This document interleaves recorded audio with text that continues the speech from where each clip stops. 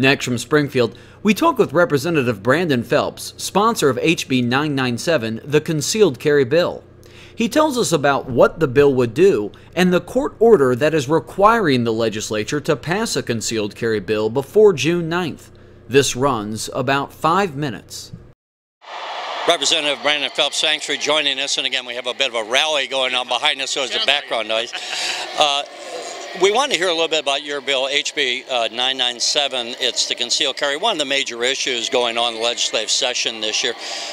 Give us, if you will, what the bill would do and a little of the context of the bills coming to the floor.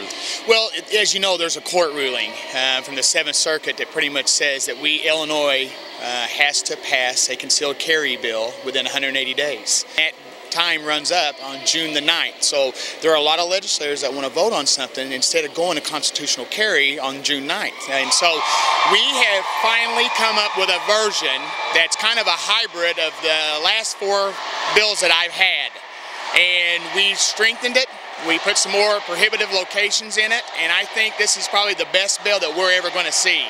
So we're confident right now that we have the votes. And I don't know yet exactly what the speaker's going to do on this as far as if he's going to vote for it or not, but we're the closest we've ever been right now in passing it, so we plan on running it today.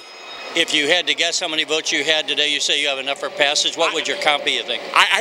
Right now, with everybody talking to me, there's a lot of people, 2 or 3 leaning our way. I think we have 71.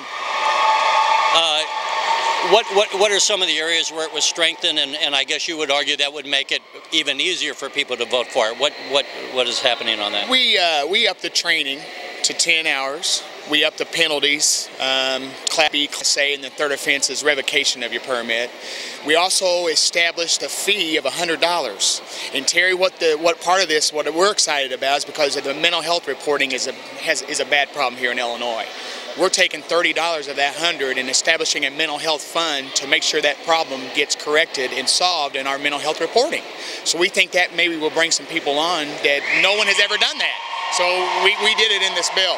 And we put some other locations in there that's going to be restricted. So, you know, we feel like we got a good bill. This is the best bill I think we've had. Everyone knows that when you pass something, you got to make some compromises on both sides, right? I mean, right. To get something done. What about the cost to the Illinois State Police? If they're going to be doing the background checks, do they get some of that $100? Yeah, they get 70 of it. They get 70 of it. We wanted to make sure we give them enough money to get this going and doing it right. So we do 70 on there, 30 for the mental health. So we didn't think $100 was too much for the fee, for the permit fee, because it's kind of the same stride as some of the other states. But Terry, the biggest thing is, you know, is the shall issue versus may issue. You saw what happened yesterday on the may issue. It only had 31 votes.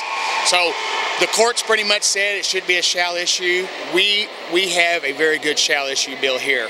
If we can we interject? Yeah. Just run us through what's big for those who don't follow legislative language, and what's the difference between a may and a shall? There's only about 8 states that have a may issue. So what that means is, if you have a may issue, that whoever's administering the permits, they may give you one if you meet the qualifications. So, you know, it's like New York. There's only a select few that get permits because the mayor of New York gets to dictate who he wants to give the permit to or not. And he's anti-gun, so therefore he doesn't give a lot of permits out. So we want shall, because it says that if you meet all the requirements and you do the training and you pass the background check, that they shall give you a permit, so they must give it to you. So we don't think a bureaucrat should be able to dictate who gets a permit or not. And I'm sorry I was interrupting, then if you can pick up your thread of, if you remember what you're Well, I just think that this may be our last chance, Terry. If we don't pass something today, we could go off the cliff June 9th. Well, and that's what I was going to say. First of all, if it does pass, when does it become effective? We have an effective date immediately. Oh, I'm sorry. You know what, Terry? We were just talking about that back there. We have a 60-day for the state police to implement it, and then 90 days to establish a permit. And if it does not pass, you're under a court ruling to get it passed. What are the implications?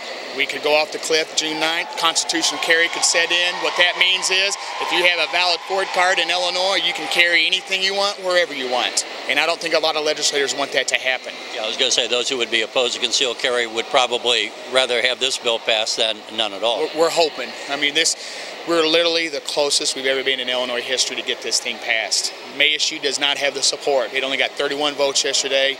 We need 71 to pass it, and I think we're there. And if we're not there, Terry, if we're not there, we're gonna come back and we're gonna keep fighting for law-abiding gun owners. I was going to say, you have debated this issue for quite some time, both on the floor and in other venues. Is there any opposition point that has been made that you ever thought carried, in your estimate, was the stronger point among your opponents that maybe you tried to address? Well, the mental health reporting. I mean, we've never put that in any of our bills, and we've got it in this one. So we're hoping to take care of that problem, and I think hopefully that's going to bring some legislators on. I really do. A lot of people think this is too strict, that, you know, there's not a lot of locations you could, you know, potentially carry in. But what we did this time too is we left it up to the business owner or the company that they can post if they want to have concealed carry in their buildings or not. So some people think it may be too strict, but I think it's the right way to go. I was going to say, I go to St. Louis frequently. They have concealed carry in Missouri, and they have on the signs of different buildings, no concealed carry here. So it would be the same here in Illinois. Yeah, it would be up to the business owner if they want to. They would have to post in their outside their business if you want to be able to carry your concealed weapon in there or not. All right, Brandon Phelps, thanks for joining me. Thanks. You're watching the Illinois Channel.